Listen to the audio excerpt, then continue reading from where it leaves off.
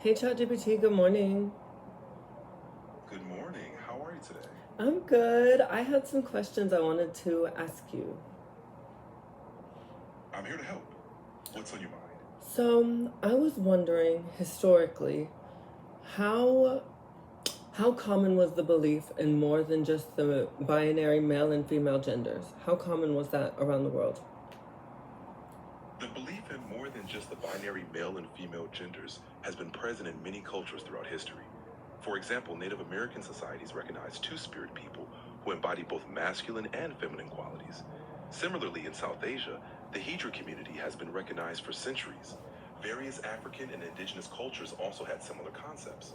So it's actually quite common around the world historically. Okay. Around what time period, I guess, did that start to change? And what would the reasoning behind it have been for it to have kind of become more of a taboo, sinful thing to not fall under the gender that you were born into? The shift towards more rigid gender binary norms can be traced back to the spread of certain religious and colonial influences.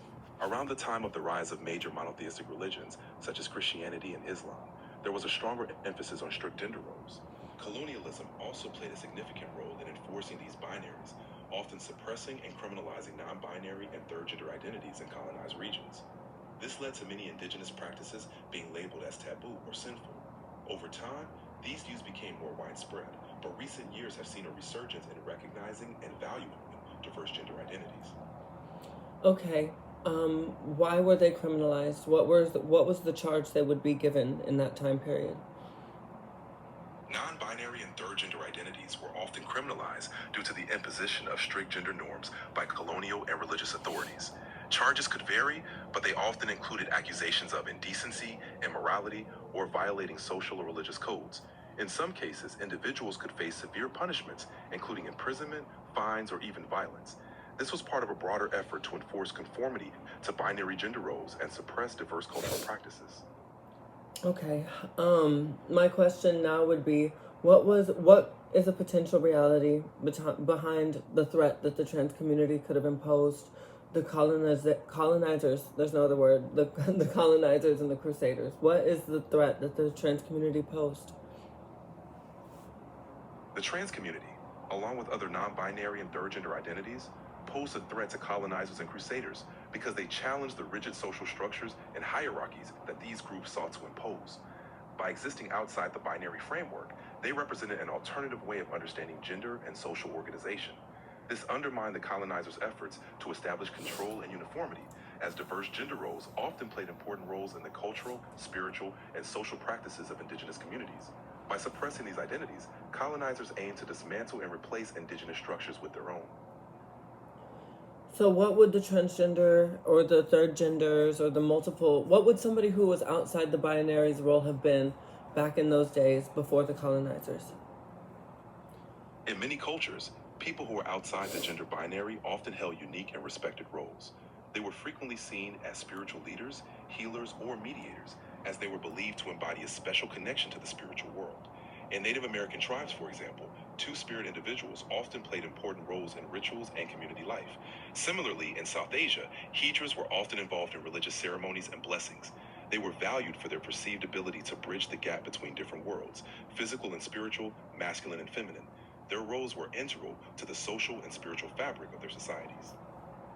Would you say that there's a probability that the crusaders and the colonizers tried to erase the transgender and shame it because they wanted people to go seek their church and they wanted people to go give them their money to be saved and redeem and to seek healing? It's quite possible. The imposition of strict gender norms by colonizers and crusaders often served to reinforce their authority and control. By marginalizing and shaming diverse gender identities, they could undermine existing cultural and spiritual practices, making people more reliant on the new religious and social systems being imposed. This would not only consolidate their power, but also redirect resources like money and support towards the institutions they controlled, such as churches. This strategy was a way to dismantle indigenous structures and replace them with their own, ensuring control over both the physical and spiritual lives of the colonized people. Okay, so now let's play make believe. If the colonizers had not come, and things had not changed from how they used to be.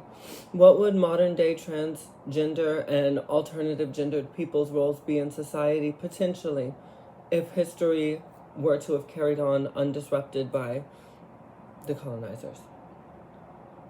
In a world where colonization hadn't disrupted indigenous cultures, transgender and alternative gendered individuals might hold significant and respected roles within their societies.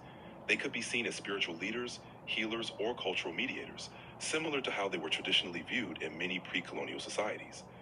They might also play important roles in maintaining social harmony and bridging different aspects of community life, celebrated for their unique perspectives.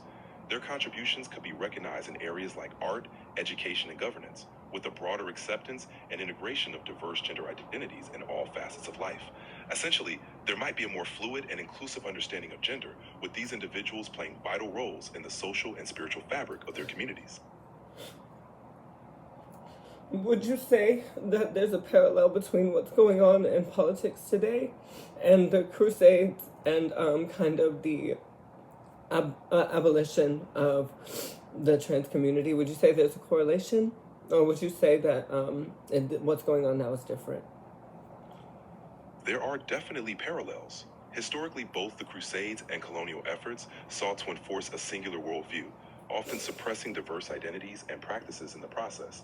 Similarly, today's political movements that seek to marginalize or invalidate transgender identities can be seen as a continuation of efforts to impose a strict, singular narrative about gender and social norms. Both reflect a struggle for power and control, and both involve attempts to diminish or erase diverse experiences and identities. So while the contexts are different, the underlying dynamics can be quite similar.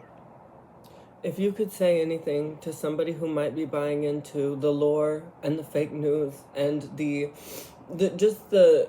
disrespect that's being fed about the trans community right now, if you could say anything to somebody who might have believed it before, what would you say to them? I would encourage them to take a moment to really listen and learn from the experiences of trans people. It's important to approach these stories with an open heart and the willingness to understand. Often fear and misinformation come from not knowing, and taking the time to truly see and hear the humanity of trans individuals can break down those barriers. I'd also say that embracing diversity enriches everyone's lives and leads to a more compassionate and understanding world. That was pretty great. Okay, is there anything else on the topic that's interesting about, I guess, the trans community in ancient history? One fascinating aspect is how various ancient cultures had nuanced and respected roles for gender diverse individuals. For instance, ancient Mesopotamia had Gala priests who were often considered neither male nor female and served in important religious capacities. Similarly, in ancient Egypt, there were depictions and roles for individuals who might not conform to modern binary gender definitions. These examples highlight that many ancient societies had a more fluid understanding of gender, and such individuals often played critical cultural and spiritual roles. It underscores how diverse understandings of gender have been present throughout human history. Can I interpret what you're saying as trans people have been here? No amount of political attack or religious attack, or even if they went around and rounded us up, it's not going to stop this gender and this expression of the human soul from existing. Would I be right in saying that? Absolutely. Trans and gender diverse people have always been a part of human history, and no amount of political or religious opposition can erase their existence or the expression of their identities. The resilience and persistence of trans identities across cultures and time periods demonstrate the enduring nature of this fundamental aspect of human diversity. Your interpretation is a powerful acknowledgement of that reality. Thank you so much. This has been super helpful. I hope this change. I hope this helps something. I don't know. But thank you, ChatGPT.